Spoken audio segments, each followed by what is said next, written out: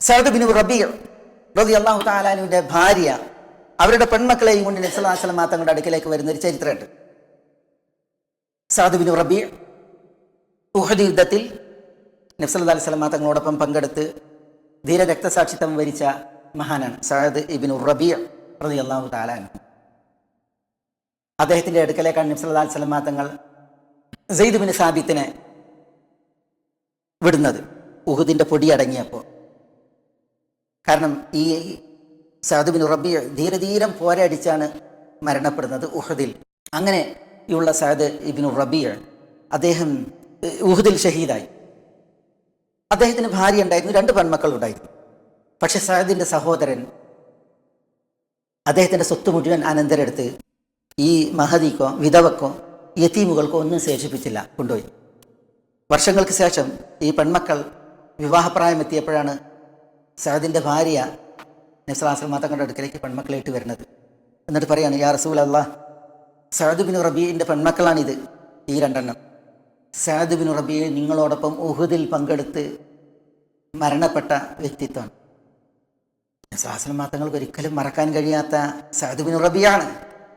കാരണം നബി സല്ലല്ലാഹു അലൈഹി വസല്ലം തങ്ങൾ പ്രത്യേകം സലാം ചൊല്ലി അയച്ചു.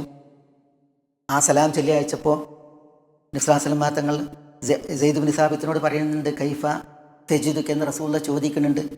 അപ്പോൾ ഞാൻ സ്വർഗം വാസനിക്കുന്നു എന്നൊക്കെ പ്രതികരിച്ച് അങ്ങനെ അദ്ദേഹം അവസാന നിശ്വാസം വലിച്ചു വിട്ടത്, റസൂലുള്ളാഹിക്ക് സലാം മടക്കിയതൊക്കെ പറയാൻ പറഞ്ഞത് വിഷയങ്ങൾ. അതുകൊണ്ട് നബി സല്ലല്ലാഹു അലൈഹി വസല്ലം തങ്ങൾ ഒരിക്കലും മറക്കുന്ന, നബി മനസ്സിൽ മങ്ങുന്ന വ്യക്തിത്വമല്ല ഈ സഅദ് ബിൻ റബീഅ.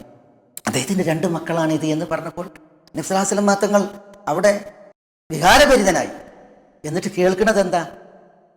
ഇവർക്ക് സ്വത്തില്ല, വിവാഹപ്രായത്തിൽ ഇവരുടെ പിതൃ സഹോദരൻ സ്വത്ത് മൊഴിയിട്ട് മുങ്ങിയെന്നാണ്, പോയി എന്നാണ്. എന്താ നബി സല്ലല്ലാഹു അലൈഹി വസല്ലം തങ്ങൾ പറഞ്ഞത്? യഖ്ദില്ലാഹു ഫീ ദാലിക്, ഈ വിഷയത്തിൽ അള്ളാഹുവിന്റെ വിധി വരും എന്ന് നബി സല്ലല്ലാഹു അലൈഹി വസല്ലം തങ്ങൾ അവിടെ ഉച്ചസ്ഥരം പ്രഖ്യാപിച്ചു. സൂറത്തുൻ നിസാ അവിടെയാണ് അവതീർണമായത്. സൂറത്തുൻ നിസാ, യാ അയ്യുഹന്നാസ് ഇത്തഖൂ റബ്ബകുമുല്ലദീ ഖലഖകും من نفس واحدة وخلق منها زوجها وبث منهما رجالا كثيرا ونساء واتقوا الله الذي تساءلون به والأرحام إن الله كان عليكم رقيبا എന്ന് തുടങ്ങി സൂറത്തുൽ നിസായിലെ ആയത്തുകൾ അവിടെ അവതീർണമായി. അനന്തരാവകാശ വിഷയത്തിലുള്ള ആയത്തുകൾ, യൂസിക്കുമുല്ലാഹു ഫീ ഔലാദിക്കും ലിസ്സകരി മിസ്ലു ഹദ്ദിൽ ഉൻസയൈൻ എന്ന് തുടങ്ങുന്ന അനന്തരാവകാശ വിഷയത്തിലുള്ള ആയത്തുകൾ സൂറത്തുൽ നിസായിൽ തന്നെയുള്ള ആയത്തുകളും ആ വിഷയത്തിലാണ് അവതീർണമായത്. അതാണ് ഹദീസിന്റെ ലഫ്ദിൽ അങ്ങനെയുള്ളത്. സൂറത്തുൽ നിസാ അവതീർണമായി, ആയത്തുൽ മവാരിസ് അതും അവതീർണമായി. നബി സല്ലല്ലാഹു അലൈഹി വസല്ലം തങ്ങൾ സഅദിന്റെ സഹോദരനെ വിളിച്ചു വരുത്തി അവിടെ കൊണ്ടുവന്ന് എന്നിട്ട് പറഞ്ഞത്, ആഅതി ഇബ്നതൈ സഅദിൻ അസുലുസൈൻ, സഅദിന്റെ 2 പെൺമക്കൾ, അവർക്ക് സഅദിന്റെ സ്വത്തിന്റെ 3/2 ഭാഗം നൽകണം. 3/2 ഭാഗം നൽകണം. വഅതി ഉമ്മഹുമാ അസ്സുമുൻ, ഈ 2 പെൺമക്കളുടെ ഉമ്മാക്ക് സഅദിന്റെ സ്വത്തിന്റെ 8/1 നൽകണം. 8 നൽകിയതൊന്ന് നൽകണം, 8/1 നൽകണം. ഫമാ ബഖിയ ഫഹുവ ലക്, വല്ലതും ശേഷിക്കുന്നുണ്ടെങ്കിൽ അത് നിനക്കുള്ളതാണ്, അതാണ് നിനക്കുള്ളത്. എത്ര ഗൗരവത്തിൽ നബി സല്ലല്ലാഹു അലൈഹി വസല്ലം തങ്ങൾ കണക്കിലെടുത്തു.